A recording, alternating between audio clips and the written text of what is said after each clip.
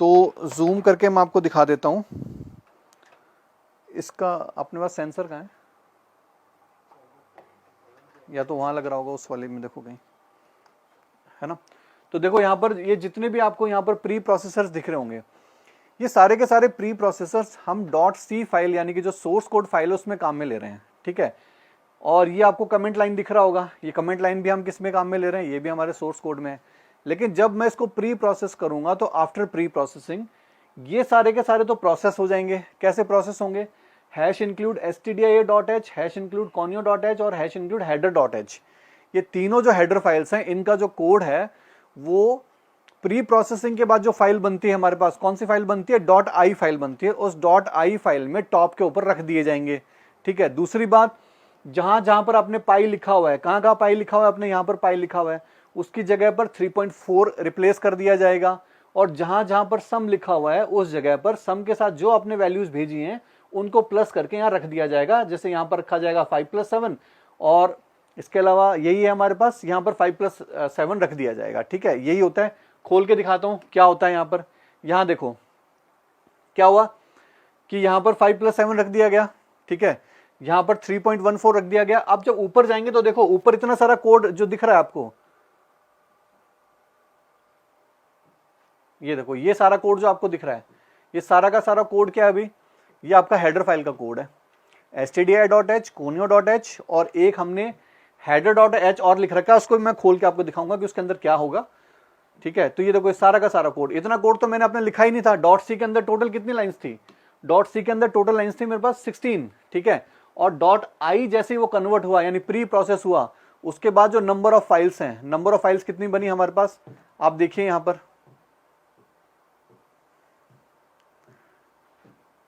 ठीक है। Number of files हमारे पास बन गई 480, 480, कितनी होगी? 480 हमारे पास फाइल्स बन चुकी हैं, ठीक है। ये अपना क्या है? ये हमारे पास प्री प्रोसेस्ड कोड है जिसमें आपका जो कमेंट लाइन थी वो भी यहां से हटा दी गई है। अब जब कमेंट आपका कंपाइलर तक पहुंच ही नहीं रहा है तो हम ये स्टेटमेंट कैसे दे सकते हैं कि कंपाइलर जो है वो कमेंट्स को इग्नोर कर देता है? इग्नोर तो तब किया जाएगा जब आप मेरे सामने खड़े होंगे। जब आप मेरे सामने है ही नहीं तो मैं आपको कैसे इग्नोर करूंगा, ठीक है। तो कमेंट्स को प्री प्रोसेसिंग के दौरान ही हटा दिया जाता है, ठीक है। तो इसीलिए हम ये कह सकते हैं कि जो कमेंट्स होते हैं उन कमेंट्स को आपका जो कंपाइलर है वो एग्जीक्यूट नहीं करता है, क्योंकि वहां तक पहुंचते ही नहीं है।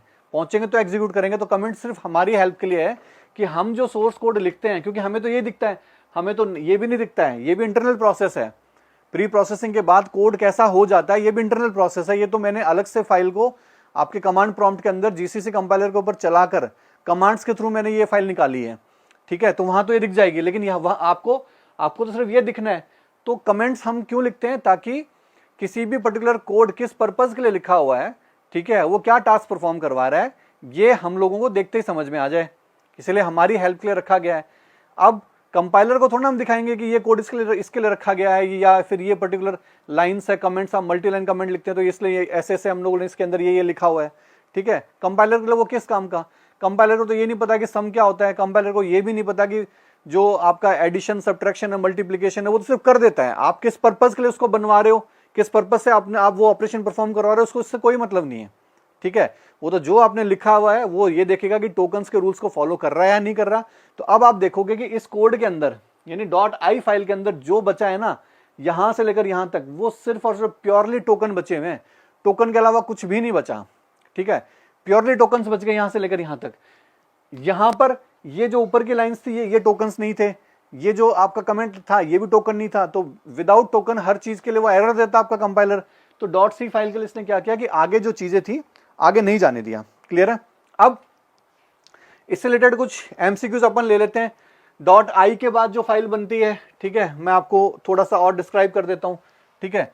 तो प्री प्रोसेसिंग के बाद जो फाइल बनेगी वो क्या बनेगी? वो फाइल बनेगी आपकी test.i, ठीक है। और इसको अपन क्या बोलते हैं? इसको अपन बोलते हैं एक्सपेंडेड कोड। क्या बोलते हैं इसको? एक्सपेंडेड कोड हम लोग यहां पर बोलते हैं, ठीक है। अब .i फाइल है, इस .i फाइल को किसके पास भेजा जाता है? इस .i फाइल को भेजा जाता है आपके कंपाइलर के पास। किसके पास भेजा जाता है? आपका जो कंपाइलर है उस कंपाइलर के पास भेजा जाता है। और कंपाइलर इसको किस में कन्वर्ट करेगा? test.s। test.s का मतलब जो ये फाइल बनेगी वो कौन सी फाइल बनेगी? असेंबली फाइल बनेगी। क्या फाइल बनेगी? असेंबली। देखना चाहोगे असेंबली फाइल कैसी होती है? ठीक है, फटाफट से बता देता हूँ। डॉट एस फाइल ये रही हमारे पास, इसको हम खोलते हैं तो आप देखोगे कि ये असेंबली कोड की फाइल है, ये सारी की सारी MOVLCAL। ठीक है, ये देखो ये सारा का सारा कोड जो आपको दिख रहा है, ये सारा का सारा कोड क्या है? असेंबली कोड है। यानी कि जो कोड अभी आपको दिख रहा था इतनी सारी लाइंस में, 480 लाइंस में, उसको इसने कन्वर्ट करके क्या कर दिया? असेंबली के अंदर इसको यहाँ पर बना दिया, असेंबली में कन्वर्ट कर दिया। ठीक है, अब असेंबली को कन्वर्ट किया जाएगा किसके अंदर? ओबीजे के अंदर। असेंबली को किसमें कन्वर्ट किया जाएगा? ओबीजे के अंदर। तो असेंबली को ओबीजे में कन्वर्ट करने के लिए इसको किसके पास भेजा जाएगा? असेंबलर के पास। असेंबलर के पास भेजा जाएगा और असेंबलर जो फाइल बनाएगा वो बनाएगा आपका test.o, या कहीं कहीं पर .obj भी फाइल ये होती है। ठीक है, test.o या फिर .obj। और यही फाइल क्या होती है? यही हमारे पास बाइनरी फाइल होती है। ठीक है, इस फाइल को भी खोलकर मैं आपको दिखा देता हूं कि ये कैसी दिखती है। तो यहां पर देखो test.o फाइल आपको दिख रही होगी। यहां पर इसको डबल क्लिक करते हैं तो ये आपको फाइल दिख रही होगी। अब ये सारी की सारी किसमें है? तो बाइनरी में, लेकिन बाइनरी डिकोडर नहीं है हमारे पास, तो हम इसको किसमें खोल रहे हैं? ये हेक्साडेसिमल फॉर्म में आपको यहाँ पर दिख रहा होगा। किसमें दिख रहा है? हेक्साडेसिमल फॉर्म के अंदर। देखो ये सारा का सारा, ये सब आपको वहां दिख रहा होगा। ठीक है, तो ये जो कन्वर्जन का तरीका है ये सारा का सारा मैंने अपने बुक में बता रखा है कि कैसे आपको जीसीसी कंपाइलर इंस्टॉल करना है, कैसे पाथ सेट करना है, उसके बाद कौन कौन से कमांड्स हैं जिन कमांड्स की वजह से आप ये सारा का सारा कन्वर्जन कर सकते हो, कैसे सोर्स कोड को .i में कन्वर्ट कर सकते हो, कैसे .i को आप .s में, कैसे .s को .obj में, और कैसे .obj को .exe में लिंकर के थ्रू आप यहाँ पर कन्वर्ट कर सकते हो। ये सारी की सारी चीजें जो हैं बुक के अंदर बहुत अच्छे से बता रखी हैं, बहुत शानदार तरीके से बुक के अंदर मैंने बता रखी हैं। ठीक है, एक एक लाइन मैंने इंस्टॉलेशन का प्रोसेस भी बता रखा है, यहां तक ये बता रखा है कि आपको किस नाम से आपको गूगल पे मिलेगी, आपको कैसे सर्च करना है, सब कुछ इसके अंदर बहुत अच्छे से बताया हुआ है। ठीक है, तो आगे हम चलते हैं यहाँ पर, और यहाँ पर हमारे पास test.obj के बाद इस test.obj फाइल को कहाँ भेजा जाएगा? इसको भेजा जाएगा आपके लिंकर के पास।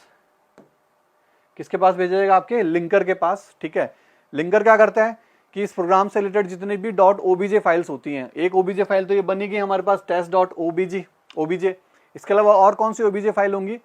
और obj फाइल्स वो होंगी जो प्री डिफाइंड फंक्शन हमने अपने प्रोग्राम में काम में लिए हैं। जैसे मेरे प्रोग्राम में मान लो मैंने printf फंक्शन लिया हुआ है, scanf फंक्शन लिया हुआ है, तो printf और scanf फंक्शन का कोड जो होता है वो भी .obj फॉर्मेट में कहीं पड़ा हुआ होता है, जिसको ये लिंकर ढूंढ के लाता है और सारे के सारे obj कोड्स को एक जगह लाकर लिंक कर देता है। और लिंक करने का जो फाइल बना कर देता है वो कौन सी फाइल बना कर देता है?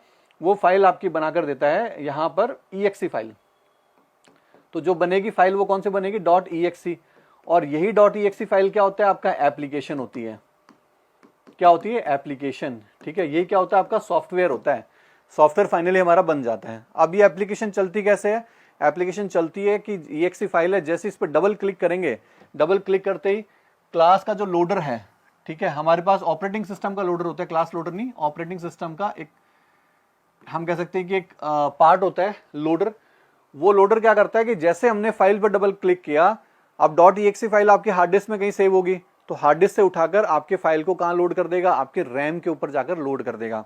Same as it is phone के ऊपर व्हाट्सएप है, आप जैसे उसके ऊपर फिंगर से आप क्लिक करोगे, क्लिक करते ही वो क्या करेगा? रैम पे जाकर लोड हो जाएगा। तो कोई भी एप्लीकेशन कहाँ चलती है? रैम पे तो चलती है, तो ये क्या करेगा? रैम पे ले जाकर उसको वहां पर लोड कर देगा। ठीक है, तो ये एक लाइफ साइकिल होती है किसी भी एक प्रोग्राम की, सी लैंग्वेज के प्रोग्राम की, कि कैसे वो .c से .exe तक पहुंचता है और वो कैसे कैसे क्या क्या दिखता है। ठीक है, तो आज के लेक्चर में हम इसी से रिलेटेड क्वेश्चंस लेने वाले हैं। ठीक है, तो चलिए हम लोग स्टार्ट करते हैं यहाँ पर। तो शुरुआत आप लोगों को मैंने बता दी है, तो सबसे पहले हम यहाँ पर